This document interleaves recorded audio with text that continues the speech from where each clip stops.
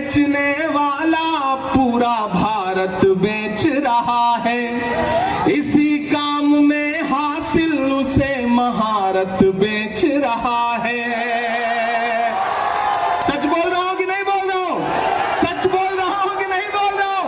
Gas cylinder की कीमत भी 1000 के पार। कहां सोया है चौकीदार, कहां सोया है चौकीदार। दुआ करिए मेरी आवाज में इतनी ताकत आए कि मेरे सामने प्रधानमंत्री जी बैठे हो और मैं पार्लियामेंट में खड़ा होकर उनसे सवाल करूं। जो हर जालिम से टकराएगी वो आंधी बनाऊंगा। नए अंग्रेज आए हैं, नया गांधी बनाऊंगा। अब तैयार रहना बैजलपुरा वालों कि रेल बिक गई, तेल बिक गया, बिका हवाई अड्डा। सब कुछ बिकता देख के खुश हैं अपने जेपी नड्डा। इमरान प्रतापगढ़ी सर ने ये क्या कह दिया, ये तो बहुत ही ज्यादा बड़ी बात है। जब हम चाय बेचने वाले की बात करते हैं तो हमें एक ही इंसान नजर आता है, वो है प्रधानमंत्री मच रिस्पेक्टेड नरेंद्र दामोदर दास मोदी। हालांकि उन्हें किसी ने चाय बेचते देखा नहीं है, पर विश्वास जरूर कर लेते हैं उनकी बातों को। अरे बहुत ही बड़े आदमी हैं भाई, प्राइम मिनिस्टर हैं, क्यों ना करे विश्वास। आज मैं इमरान प्रतापगढ़ी सर का रिसेंट वीडियो लेकर आया हूँ, चलिए पहले वीडियो देख लेते हैं। मौजूदा सरकार ये कह रही है कि हमने देश को अच्छे दिन दिए। ये कैसे अच्छे दिन है भाई? मैं तो ये अच्छे दिनों को देख करके शायर हूं तो हर जगह जाके ये 4 मिसरे पढ़ता रहता हूं कि मोहब्बत भाईचारे के दीवाने दिन ही लौटा दो। मैं सीधे उन्हीं से कह रहा हूं कि मोहब्बत भाईचारे के दीवाने दिन ही लौटा दो। वो सस्ती दाल सब्जी के सुहाने दिन ही लौटा दो। ये अच्छे दिन तो अंबानी अडानी को मुबारक हो। हमें ऐसा करो साहिब पुराने दिन ही लौटा दो। हमें ऐसा करो साहिब पुराने दिन ही लौटा दो। जिस गुजरात के विकास का ढिंढोरा पूरे देश में पीटा गया, उस गुजरात के विकास का सच जानना है तो मुझे सुनो आप। ये वो गुजरात है जहां सड़कों की हालत ऐसी है कि सड़क में गड्ढे या गड्ढे में सड़क है, आप अंदाजा ही नहीं लगा सकते। ये है गुजरात के विकास का सच। यहां हिलाने पे पुल टूट जाता है। ये है गुजरात के विकास का सच। मोदी जी ट्रेन को हरी झंडी दिखा के रवाना करते हैं, ट्रेन आगे बढ़ती है, भैंस से टकराती है, भैंस नहीं मरती, ट्रेन का इंजन टूट जाता है। ये है गुजरात के विकास का सच। यहाँ के मंत्री सड़क बनवाते हैं, उद्घाटन करते हैं, सड़क पर नारियल फोड़ते हैं। असलम भाई तो नारियल नहीं टूटता, सड़क टूट जाती है। ये है गुजरात के विकास का सच। मैं मीडिया के साथियों से भी कहूंगा और नौजवान साथियों खास तौर से आपसे कहूंगा कि गुजरात में भारतीय जनता पार्टी सिर्फ टीवी चैनल पर चुनाव जीत रही है, जमीन पर कांग्रेस यहां सरकार बनाने जा रही है। वक्त की पाबंदियां हैं। मैं जानता हूं आप शायरी भी सुनना चाहते हैं, नहीं सुनाऊंगा तो आप नाराज हो जाएंगे।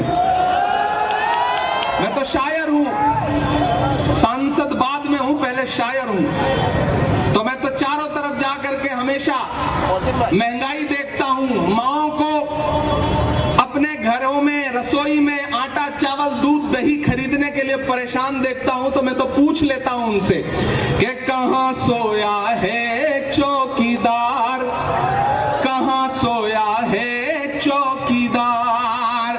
गैस सिलेंडर की कीमत भी 1000 के पार। कहां सोया है चौकीदार, कहां सोया है चौकीदार। कि चाय बेचने वाला, देखिए मैं शायर हूं तो मुझे छूट है, मैं कह सकता हूं, मुझे हक है। मैं तो सोच रहा हूं मैं किसी दिन संसद में भी खड़ा होकर ये नज्म उनको जरूर सुनाऊंगा कि चाय बेचने वाला पूरा भारत बेच रहा है। सच बोल रहा हूं कि नहीं बोल रहा हूं? सच बोल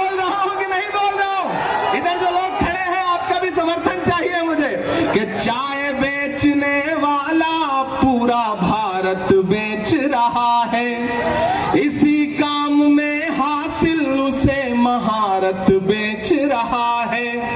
रेल बिक गई, तेल बिक गया, बिका हवाई अड्डा।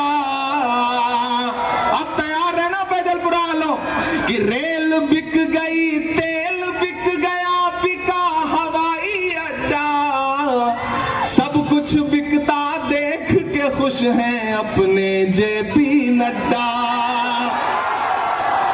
कि जनता महंगाई की मारी करती हाहाकार, कहां सोया है चौकीदार। इस मुल्क में दो ताकतें हैं।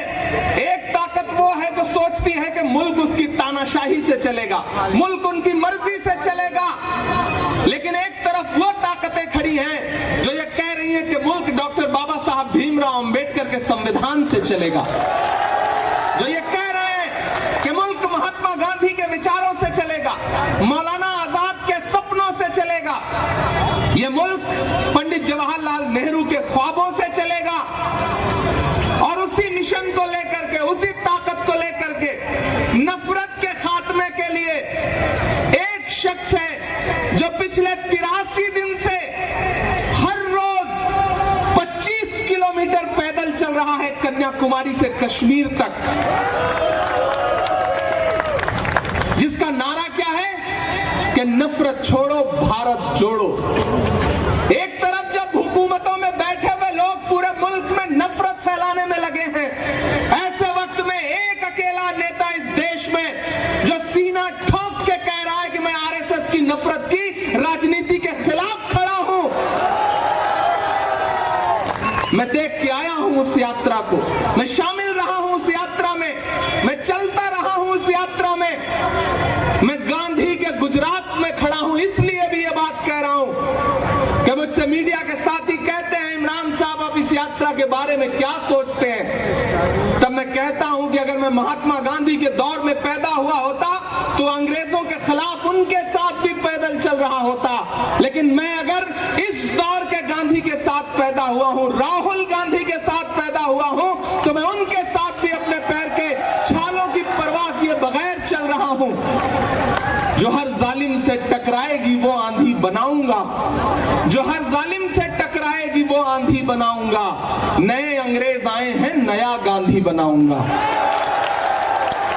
नया गांधी, इस दौर का गांधी अपने पांव के छालों की परवाह किए बगैर 2000 किलोमीटर से ज्यादा चल चुका है, सिर्फ इसलिए कि मुल्क में भाईचारा आए, मोहब्बत आए, प्यार आए। मेरे भाई 5 दिसंबर को आपको ईवीएम की कतारों में खड़े होना है, पोलिंग बूथ पर जाना है। तो जब जाइए तो बुनियादी मुद्दों को याद करके जाइए। याद करिएगा, बटन दबाने से पहले ये याद रहे कि आपके इसी सूबे में 135 से ज्यादा लोगों ने अपनी जान इसलिए गंवा दी क्योंकि भ्रष्टाचार की वजह से एक ऐसा पुल जिसका रखरखाव किया जाना था वो पुल ढह गया और 135 लाशें बिछ गईं। ये याद रखिएगा, लेकिन उससे ज्यादा ये बात याद रखिएगा कि जब 135 लाशें बिछी थी, मोरबी में कफन सिले जा रहे थे, तो हुकूमत का फर्ज यह था कि पूरा प्रशासनिक अमला, मुख्यमंत्री, प्रधानमंत्री जी खुद यहां थे, वो सारे के सारे मोरबी में मौजूद होने चाहिए थे। लेकिन अफसोस, देश का हाकिम दिन में 3 बार कपड़े बदल के उद्घाटन कर रहा था।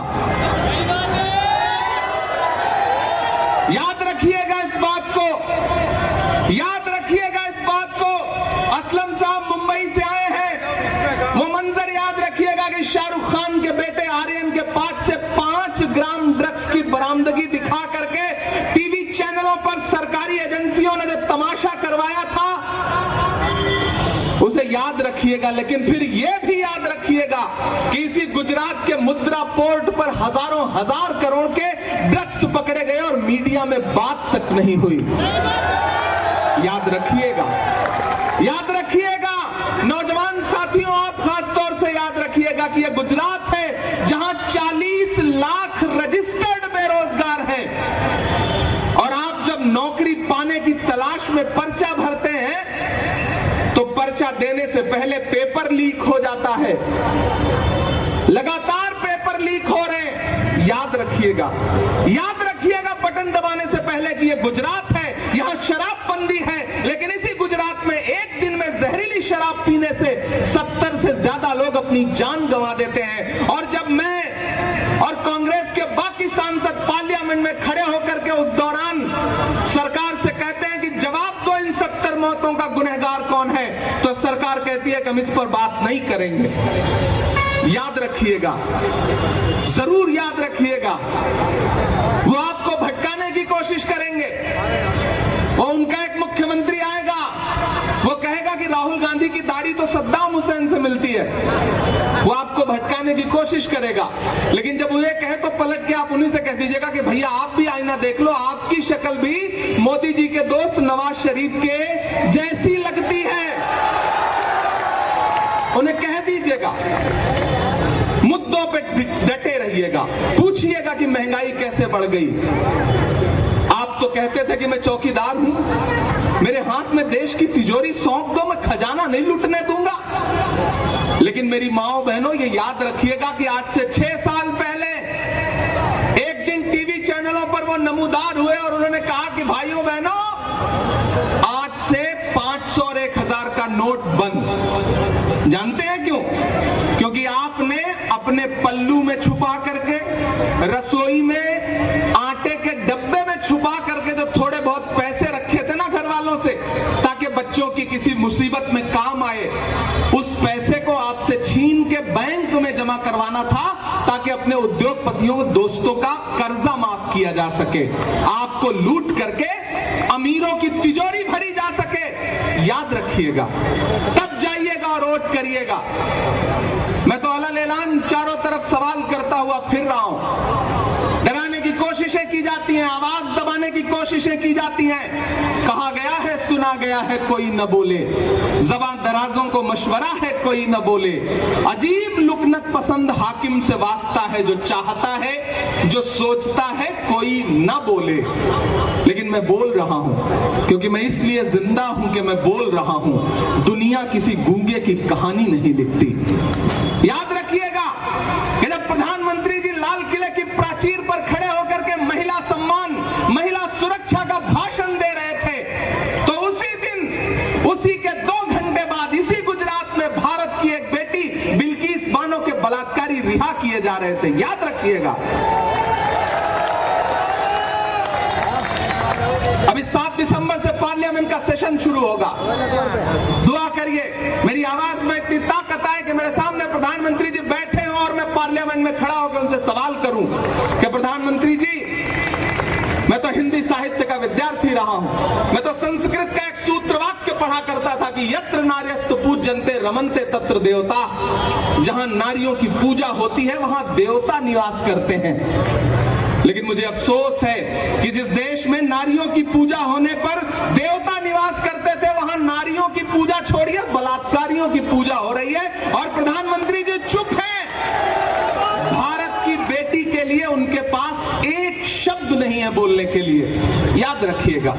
मैं राजू भाई के लिए आपके पास दामन फैलाने के लिए इसलिए आया, बहुत थोड़ा सा मौका था। इससे पहले एक सभा में था, आदरणीय मल्लिकार्जुन खड़गे जी साहब थे बेरामपुरा में, वहां मौजूद था, वहां से किसी तरह भाग करके यहां पहुंचा, क्योंकि एक मुश्किल वक्त है।